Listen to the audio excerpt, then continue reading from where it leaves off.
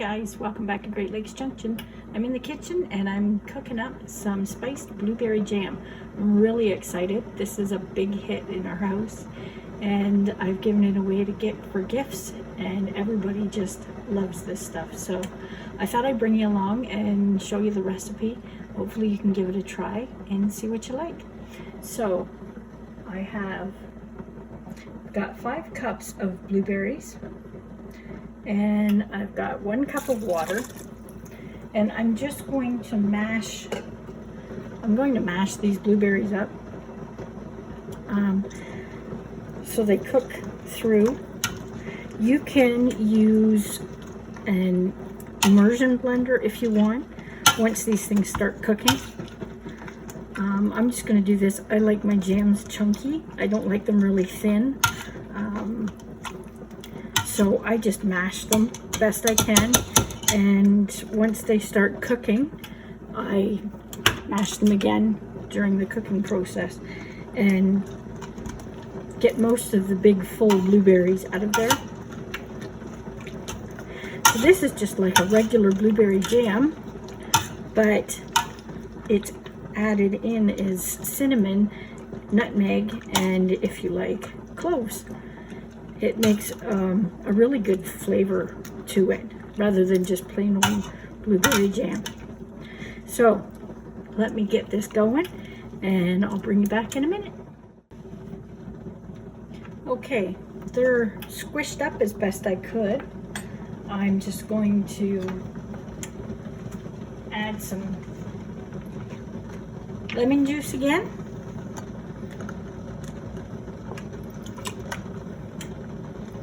You just need 2 tablespoons of that.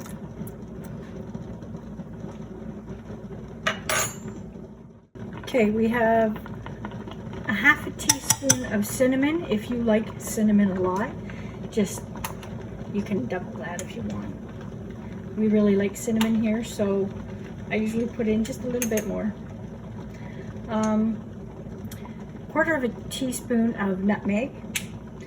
And if you like, you can add clove to this. I find it clove really strong, so I'm going to skip it this time.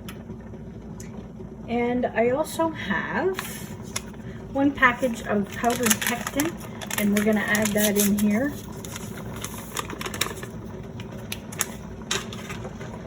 And we're going to bring it to a boil.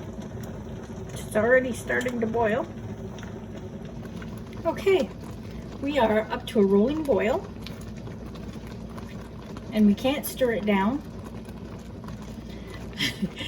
Remember, whatever utensils you use, if you use plastic, sometimes they may get stained, so make sure you use ones that you don't really care about. So we've come to this point where we're at this boil now, and we can't stir it down. We're going to add our sugar. Now, this recipe has half the sugar that a lot of the recipes I've used before have had in them. So we're going to give it a try. I really hate adding 5 and 6 cups of sugar. It drives me crazy. So I've put in 2.5 cups. We're going to see what it does. Hopefully it will set and taste good. So I'm going to bring this up to a boil and we'll see what happens. Okay, we've come to a rolling boil and I can't stir it down. I'm just going to turn it down a little bit, and there's another little trick. I told you about the spoon trick last time with the zucchini. Just using the spoon to see it sheeting on or sticking to the spoon. There's another one. You can use this and let it drip, and you can see if it slows down and it's kind of getting stringy, it's almost set. There's that trick, and there's another one you can use, and that is getting a plate, a small plate, and putting it in the fridge. I'll just grab one.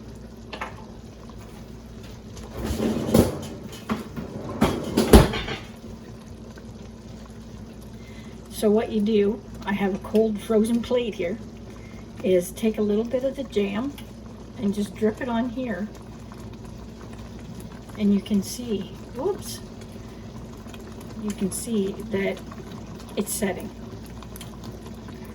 So if it's too runny, whoops, I'm making a mess as usual. If it's too runny, you can just leave it to boil a little bit longer. I think I might leave this to boil just a little bit longer and see if we can thicken it up a little bit more. There.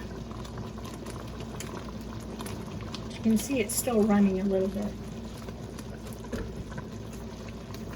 It shouldn't take too much longer though. I can feel it when I'm stirring it that it is getting a bit thicker. Like I said in my last video, sometimes jams can be temperamental. So we'll just cook this one just a tiny bit longer, and then we'll jar it up. And before I started all this, I put jars in my stock pot that I use for water bath canning. I put the jars in there to sterilize, so they're ready to go. And they're sitting there boiling away. My lids are hot. And my rings are sitting here waiting to go. I've got a little bit of vinegar to clean the tops off. And that's all you need.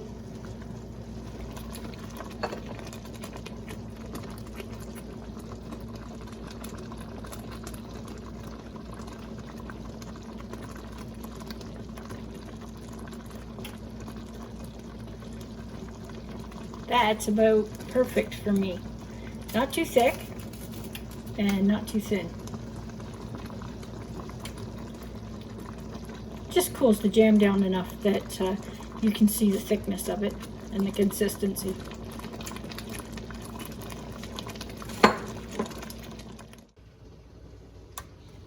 Okay, hopefully you can see that, and it is setting up in this pot. I just took it off the heat and it's already got a skin going over it, so it's setting up wonderfully.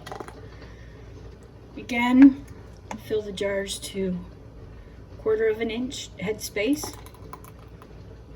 which if you look at the ring, I'll show you, this is pretty hot.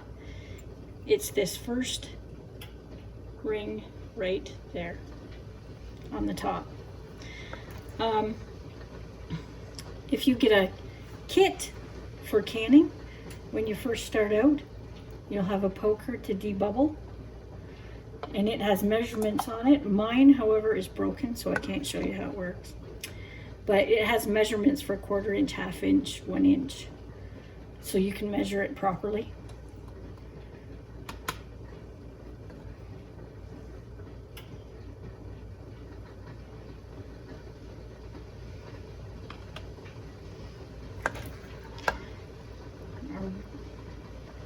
Canner is all ready with hot water in it, and my jars are still boiling in it, so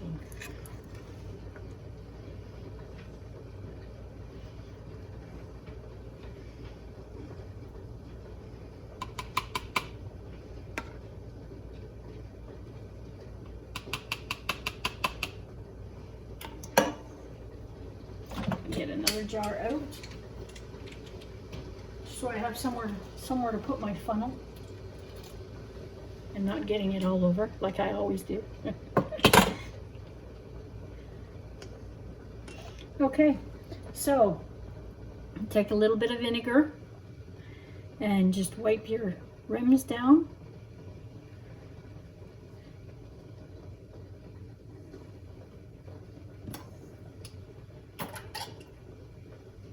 Grab a lid and a ring. Finger tight, no tighter, and into the water bath.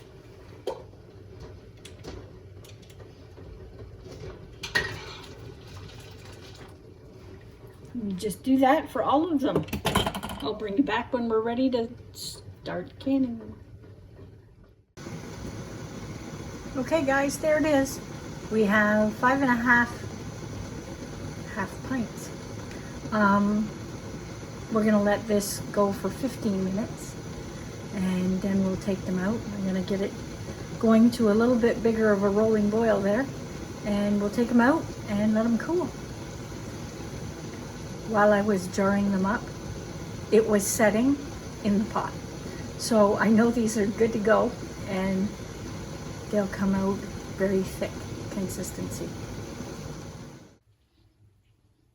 Okay guys, there they are, all done. If you try this recipe, send me a picture on Instagram and let me see what you made. And let me know how you made out with it too. If you're not subscribed to our channel, hit that subscribe button and the bell and come back and see us for the next video. Hit that like button too and help our channel out. Thanks for watching. We'll see you next time. Stay safe.